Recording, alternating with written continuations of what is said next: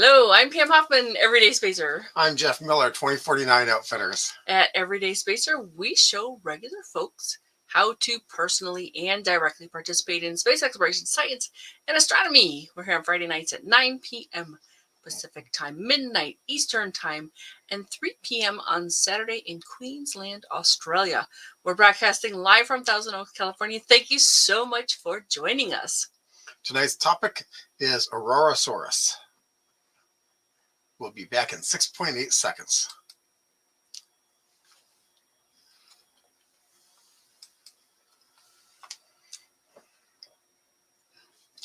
Excuse me. This week, Pam demonstrates another project we found on citizenscience.com. This project, Aurorasaurus, has two aspects to it. The site is well developed because and the site is well developed because they've been doing it since 2014. Stay tuned as Pam tells you more, hopefully better than I told you. So I'm going to start right over on the website, and it is live, so I'm going to just run you through directly from the sites. And of course, this is that citizenscience.gov website. Oh, right there. Yep. And I found it by choosing active as well as astronomy and space, and it came up right. Yep. Thought I was ready. You know it's live when. I know it's here. All right. So yeah, it's on this list. And then when you click on it, it takes you over to this exact page here. And that's the one. Catalog 66. And this is the first citizen science project that, asks for the northern and southern lights, also known as the aurora, to help them improve their real-time tracking. And you can read the rest of this here. And they have you over on a different website, which I also have prepared here. In a second, we'll see that. This is wonderful because anybody, it doesn't have to be just the United States. It is an international project currently active. And right here is 2014. That's been going on for a long time. So they do have some keywords for things. A project person, National Space National Science Foundation, and NASA are the government sponsors to this particular program. And here we go: astronomy and space, climate and weather, nature and outdoors, physics, computers and technology. The intended outcomes are research development, civic and community, and individual learning. So here we go. You click on this link here. It is a live link, and it takes you right over to this site. And you'll see if you want to let them see where you are, you can click the allow button here. If not, you go ahead and click the block. And I've just been clicking the block because I'm not even in range for this. And when you visit the first time, and of course I've been preparing, so they're no longer visible. They do have these little flags to help you take a tour of all of these different parts. And they keep saying next on them. Right. So it'll pop up as a little flag, and it'll have some information, and they'll be back, forward, and finish the tour. Hey, Dave. Welcome. Thanks for joining us. And Cliff. Hi, Cliff. Thanks, guys. Really appreciate you being here.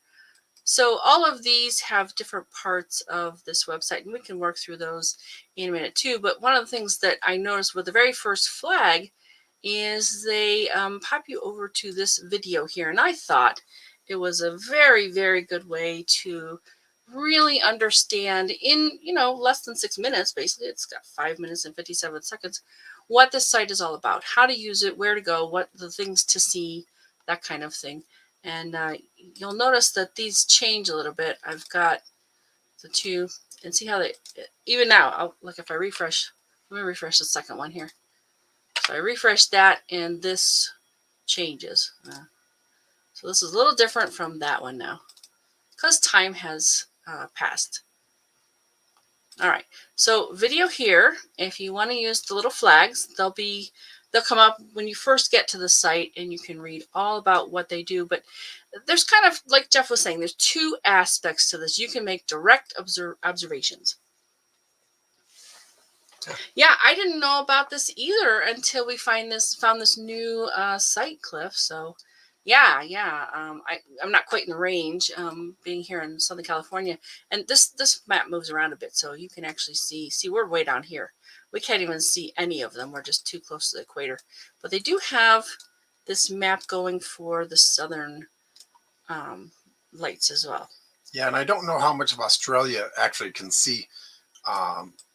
Let's go there. Aurora. Yeah, they're pretty. Not right now, but yeah, well, you're pretty far close to the equator too. Yeah. Oh yeah, very close. Yeah. Actually, about as far as away as we are. It looks like about. No, we're farther. We're farther. We're up here. We're farther. Yeah. So these maps do show sort of the predictions of where the aurora might be seen. Yeah. All right. Yay, let's talk. Let's have a conversation between our audience. I love that. And thanks so much for being here. We really appreciate it, and can't wait to talk to you next week too. We'll tell you more about that later. So you do have a little task of either doing it. Yes. Yeah, I saw that on Facebook. Cliff has a wonderful telescope tent. I think it's actually intended for something else, but it sure works for the telescope too.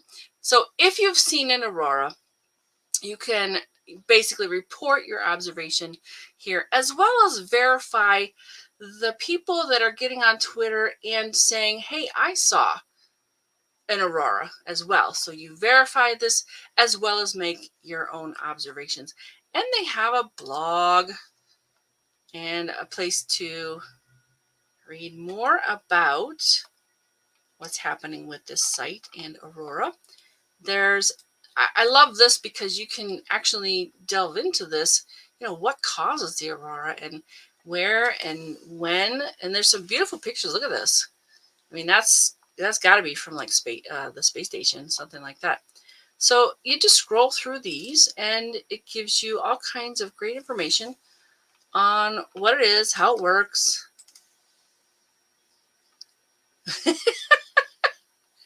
Sorry, Dave, that you haven't seen the sun in 4 months.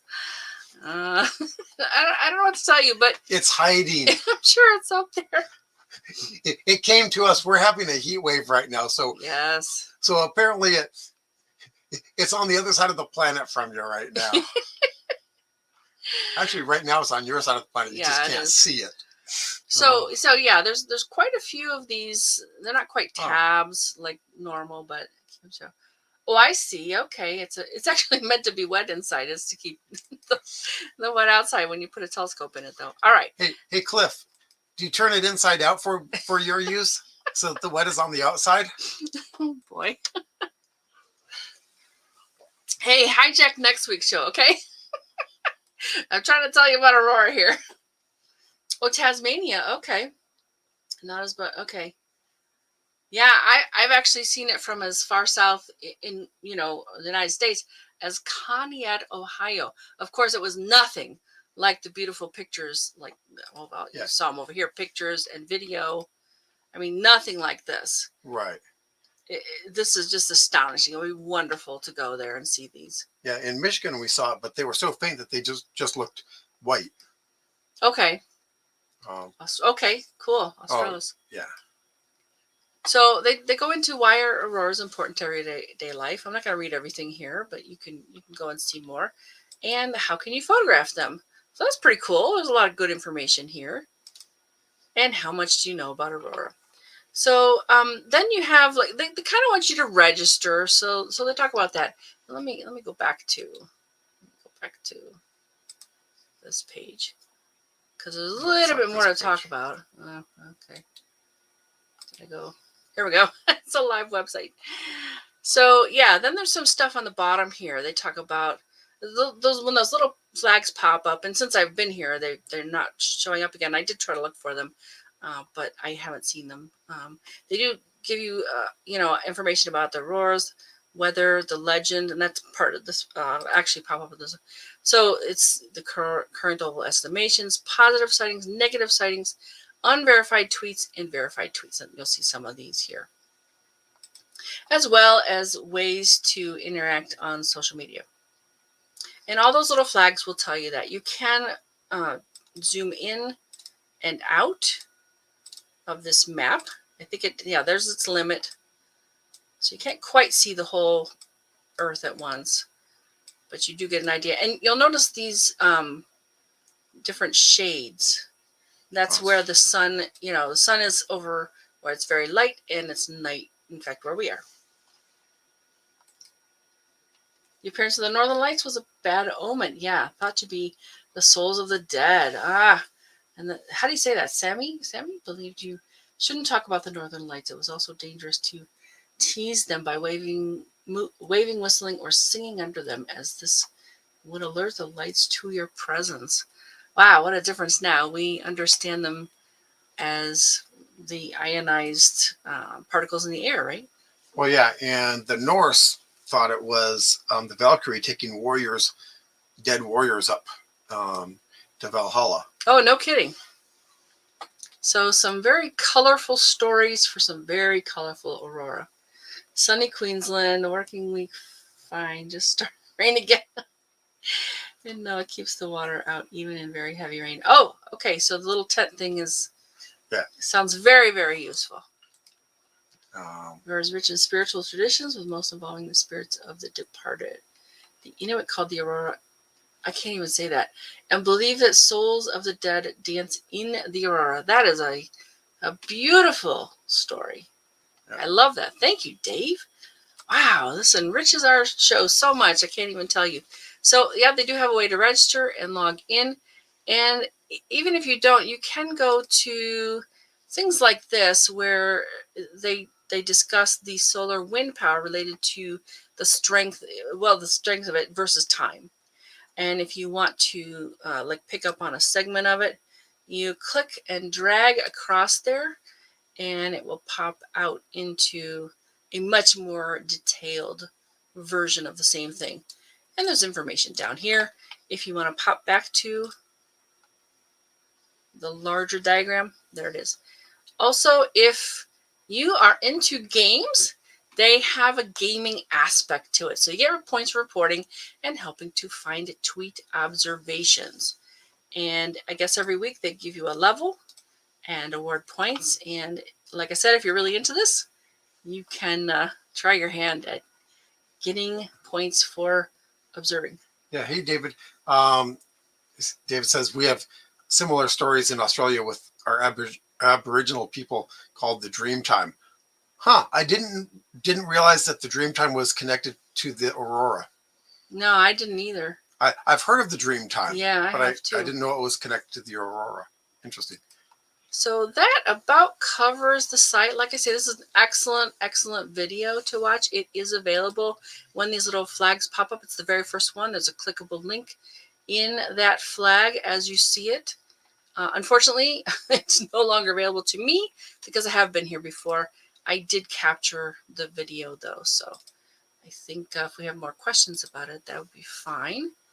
For now though, I think we're going to go back to what we had here, and if we have more comments, questions, that kind of thing, we'd love to help you out. If you like space, you might like Star Party at your place. Let me come to you for your next event or an evening of stargazing with your friends and family. I've been involved with this since 1991, and I have the equipment to bring to you for a nice evening under the stars. Some restrictions may apply, like, can I get there? And what's the phase of the moon? A full moon? Not great. And is it clear enough to observe? That kind of thing. So call or write today if you would like to learn more. Okay, some stellar events this week. February 11th through February 18th. February 12th, Mercury and Pluto are in conjunction. February 16th is, hang on. We have tribes in the southern islands have been there for 5,000 years. Yeah. That's amazing. Yeah. Very cool. Yeah. Were you here? Yeah. Okay. February 16th, weekly space hangout. Their news roundup, which means they don't have a guest. They didn't have a guest, so. Yeah. Also, it's the full snow moon, which, okay. We'll Out never here? see that. Yeah, we'll never see that. It's much too warm for snow. Hmm I'm trying to scroll that with my mouse. Here, let me help you. Also, and on the 16th, Mercury is at its greatest western elongation. See Mercury in the east before sunrise. It's the highest it gets that morning. February 18th, Friday night show, listener questions only show. Find us Fridays at 9 p.m. Pacific time on Everyday Spacer Facebook page and the Everyday Spacer YouTube channel. We do have some ongoing events and activities. In fact, let me talk to you about this new one. Oh, here. Oh, what is snow? Explain the snow moon, please. It might have a different name where you are. That just happens to be one of the names for the next full moon, full snow moon. I'm thinking he's talking about the fact that they don't tend to get snow. No, I know. We don't either, but you know what? Every couple of decades we get a snowstorm. It doesn't last. Yeah, it's got a snow drizzle, but Yeah. we get snow every once in a while. It's on the ground briefly and then it melts away. Well, it melts as it hits the ground, but usually. But okay.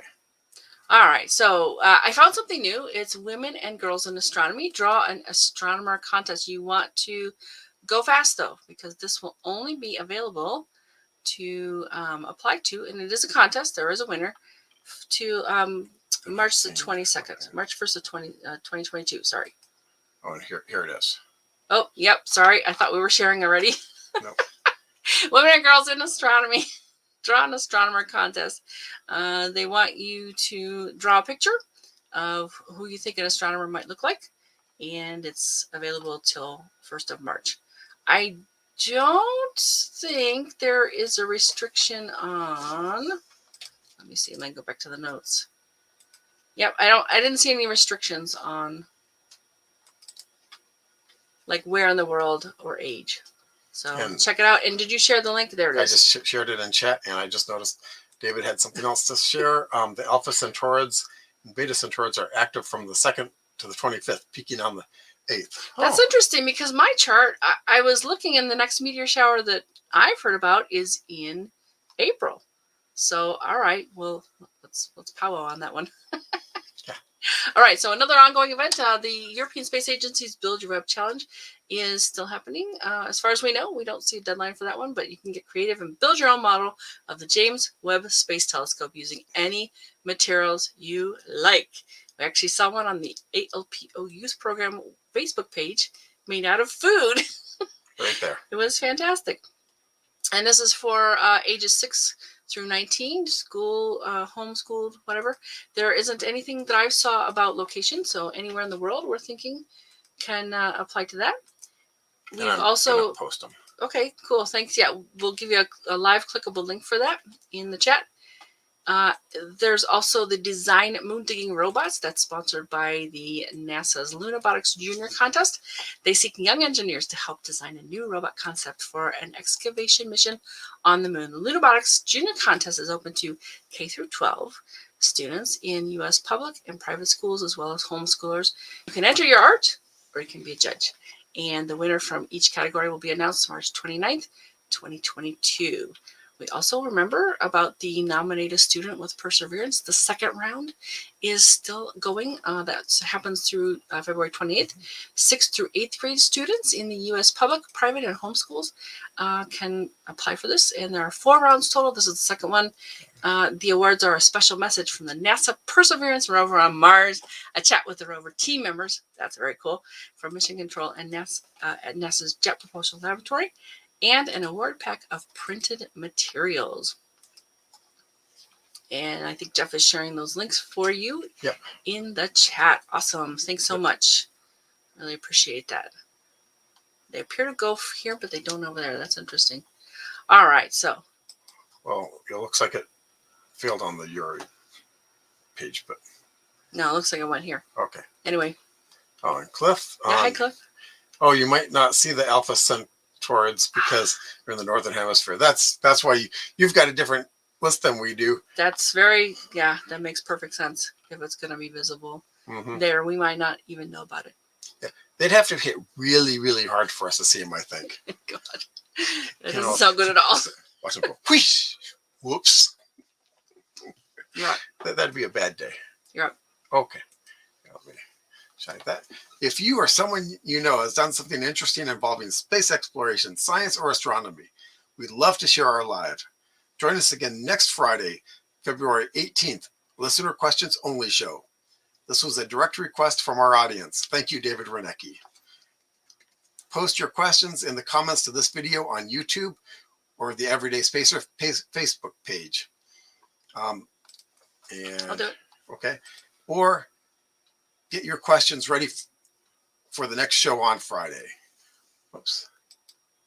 And David has they are centered on our Southern Cross. Info is for your Southern listeners. Awesome. Cool. Thank you very much. We really appreciate that. And David, if you have access to the list of those, we might want to see it so that we can show talk about ones that are available down on your side of the globe. Yeah, either that or just keep coming back and keep us informed. We really appreciate that. So yeah, next week's show should be really good. We already have a request from someone. They asked a question, so it's already set up in next week's. We have some notes over here that we look at for our shows. So we're looking forward to answering your questions. Come on back. That's February 18th. We are looking forward to sharing with you. All right. Anybody else? Not so far. Okay. We look forward to talking to you next week. Have a great week, folks. Good night. Bye-bye.